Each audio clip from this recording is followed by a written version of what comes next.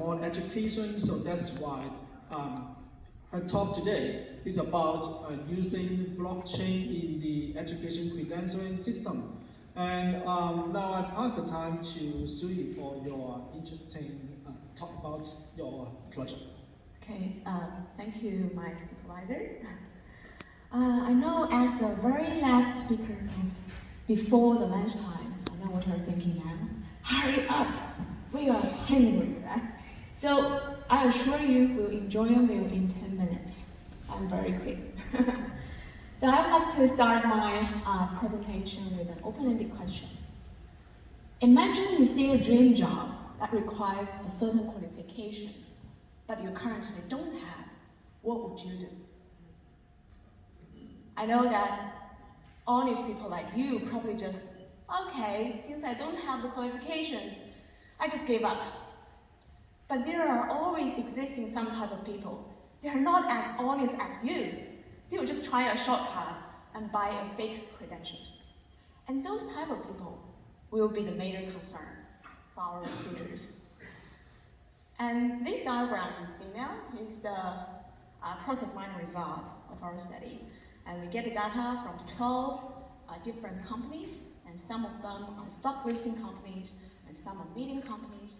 And it indicates many back and forth steps for our recruiters to verify their candidates. No matter it's from the interviews or the background check, reference check, they spend a lot of time and money on trying to find out what you assert you are authentic. So maybe no one will stop and wondering, so what, right? Does it matter a lot? So according to a recent global marketing figure shows that the world is spending about $50 billion in just 1 year for the screening services. So when I saw these pictures, I know, okay, we find our motivations. That's exactly where we find our motivations. So we should solve this problem, to solve these social problems. And our vision is not only an academic project, but also to provide an efficient tool for our social good. We're going to provide a tool for education providers with an efficient tool to issue verifiable credentials, to benefit our lifelong learners, to secure their credentials in a very secure place, and also the recruiters with a time-efficient way to verify the authenticity of their candidates' documents. So, Rome cannot build in 1 day. So we have a 3 years planning of this. And I've already spent like 1.5 years on this project. So we went through the first 2 stages, and we're currently halfway down in the stage 3. And of course, for the long-term running of this project, we're seeking for a larger user communities. And if ideally we probably can get some investors as well in the future. But so in today's talk, I will just quickly go through the first 3 stages, 3 major outcomes of the stages that we've already went through. And the stage 1 major outcomes, we did the industrial investigations. We depicted the landscape of the current credentialing systems, identified the stakeholders who are interacting with each other, and of course, some credentialing challenges in the current society. And then, before we design our own product, we need to understand what the market is already have, right?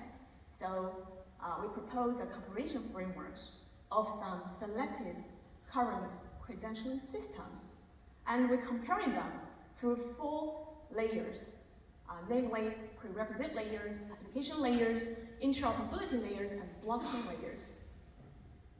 After that, we did our first publications, and if you're interested to have a better understanding of the current education credentialing applications, then please refer to our first publication. We'll give you the details.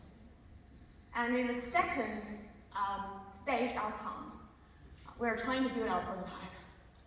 So in order to have a valid prototype, we need an approach. We need a scientific approach to do that, right? So we innovatively combine the BOSC, which is the abbreviation of the blockchain-oriented software engineering approach with the co-design approach. So we intensively integrating with our recruiters and the stakeholders from the industries. And we went through some 3 sub-stages in order to design the prototype. And then in the first sub-stages, it took us about 3 months and a half collecting data, analyzing the data, in order to get the real user cases. And after that, we design this architecture design of our system in a modularized way. So you can see that we have 3 user interfaces for the learners, for the verifiers, and also for the issuers. And blockchain is at the bottom. It plays an important role within these systems. And also, we did the implementation testings. From the result, you can see that our performance is actually really good compared with some of the credentialing systems built on Bitcoin and Ethereum. The Algorand blockchain enables our performance a lot faster and a lot cost efficiency. So, due to the time limit, I will refer to our second paper. It will document all the details of how we developed this prototype. And the stage 3 is the MVP. You may already see a piece of paper on each of the tables these days, and that's our product. So I'll just quickly go through these 3 steps, just in case you haven't noticed this piece of paper, okay? And the step 1 is for you to start interacting with Algorand blockchain. You need an Algorand wallet. And the step 2 is a consent form, because we want you to get fully informed about why we're collecting the data. Okay? And the third step is actually how we can interact with our product, our credentialing system, named Civali. Okay, step 1, if you already have a Algorand wallet, it's really good. If you don't have one, scan this QR code and click download, and welcome to the Para wallet. The first thing is you need to remember 25 vocabularies, and they are acting like your private key, which is very important. Don't lose it, all right?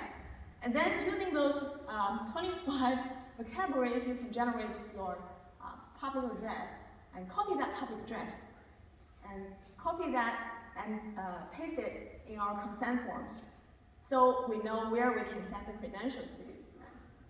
But you do need a minimum balance in your account in order to receive any type of the NFT, any type of the credentials.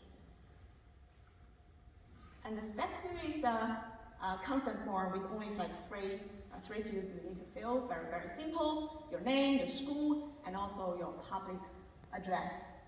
If you did the first step, then you should be able to have the public address now. And then the step 3, scan this QR code and start interacting with our product, civali.org. Okay?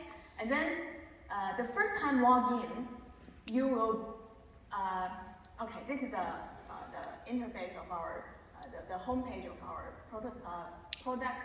And the right side button, you click on that, and then you can start registration. We actually have 3 dashboards, but for this summer school, I know most of our participants are learners, and I don't want to confuse you with 3 buttons at the bottom. So I just asked our dev team to just close the other 2 dashboards and only leave the learner's dashboard, so for you to get it a lot easier, okay? After registration and the first time login, you need to use your Para wallet to scan the QR code, and then you will see your dashboard, okay? All done. Very fast, right? So that's my style. So if you have any questions, send me a message or email, right? Zoey.